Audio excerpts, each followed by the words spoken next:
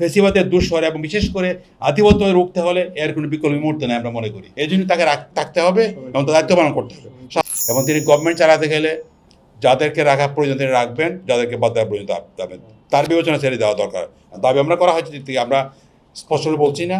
উনি কারণ কিছু উপদেশ নিয়ে প্রশ্ন উঠেছে, তাদের কার্যক্রম নিয়ে কিছু প্রশ্ন তৈরি হয়েছে এবং তারা নিজ পরিধির বাইরেও কথাবার্তা বলার চেষ্টা করছেন। এগুলো বন্ধ করতে আমরা দাবি জানিয়েছি যে বিতর্কিত কোনো কথাবার্তা বলা উচিত নয়, বলা সঙ্গত নয়। এবং বিভাগগুলোর মধ্যেও সরকারের বিভাগ বা প্রত্যেক বিভাগ শুরু করে সব জায়গাতে কিছু কথা বলা হয়েছে যেগুলো সরকার প্রধান উপদেষ্টার জন্য বিপরীত তৈরি করেছে। আমরা এগুলো বন্ধ করা দরকার। যারা করেছেন এখন এইগুলো বন্ধ করা উচিত এবং সবাই সহযোগিতা করা উচিত।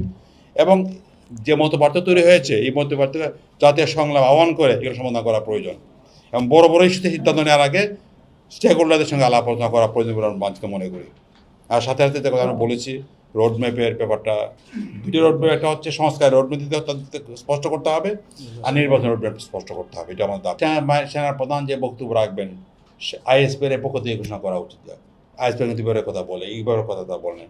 তারা বিভিন্ন লিক হয়ে সোশ্যাল মিডিয়ার মাধ্যমে দেশে বিদেশে এগুলো প্রচার হয়েছে। ভারতীয় মিডিয়াগুলো আপনারা দেখেছেন এমনভাবে প্রচার করছে যে এই সামরিক অভ্যুত্থান হয়ে যাচ্ছে। মানে এই যে অবস্থা তৈরি হয়েছে, এটা আমরা মনে করি ইউনূস সাহেবের অস্তিত্ব সূত্রকারী আমাদের জাতীয় স্বার্থে একান্ত প্রয়োজন, জাতীয় সার্বভৌমত্বের জন্য প্রয়োজন।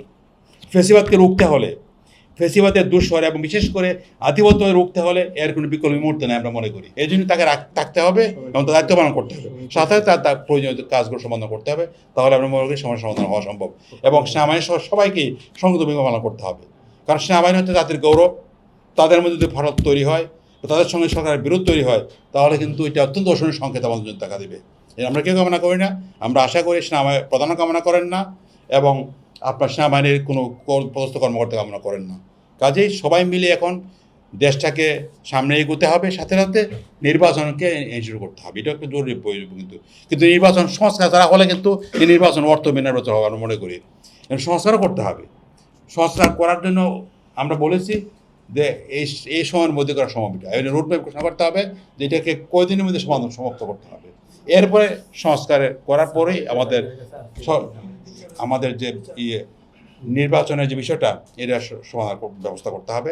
সাথে সাথে ফেসিবাদের যে বিচার চলছে এই বিচারটা আরও ত্বরান্বিত হওয়া প্রয়োজন। এবং যেহেতু বলা হচ্ছে যে হাসিনা এবং তার দোসরদের বিচার প্লাস গণহত্যা দায় যারা আছে তাদের বিচার করা এবং দল হিসেবে আওয়ামী লীগের বিচারের আয়োজন করতে হবে। আমরা দাবি করি, আসতে আগে দাবি করেছি, এখনও বলছি আয়োজন করতে হবে বা করছি এটা বললে হবে না। এটা স্পষ্টভাবে তারিখ ঘোষণা করতে হবে যে এই তারিখের মধ্যে বিচারের প্রধান অংশটা শেষ করতে হবে।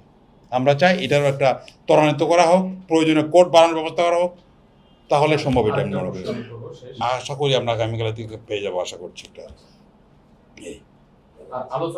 আলোচনা তো চলছে, যেহেতু রাজনৈতিক মহলে বিশ্বের সবাই উদ্বিগ্ন, তো দেশবাসীদের উদ্বিগ্ন, সব দেশ থেকে টেলিফোন আসছে কী হচ্ছে, দেশ কোন দিকে যাচ্ছে, এটা তো আপনার উদ্বিগ্ন আমি মনে করি। সাথে সাথে রাজনৈতিক দলগুলো উদ্বিগ্ন।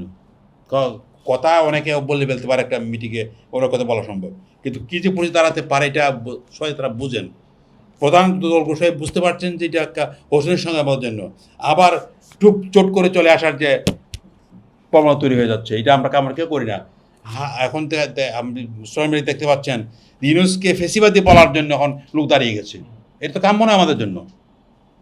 এই জন্য এগুলো খেয়াল রাখা দরকার। আমরা পলিটিক্যাল পার্টিগুলো নিজেদের মধ্যে আলোচনা করছে এবং একাধিক বিভিন্ন ধরনের আলোচনা হচ্ছে এবং নিজেদের মধ্যে আলোচনা করে তারা রিয়েলাইজ করছে যে বিষয়টা দ্রুত সমাধান করতে হবে, একে বাড়তে আর দেওয়ার সুযোগ নাই।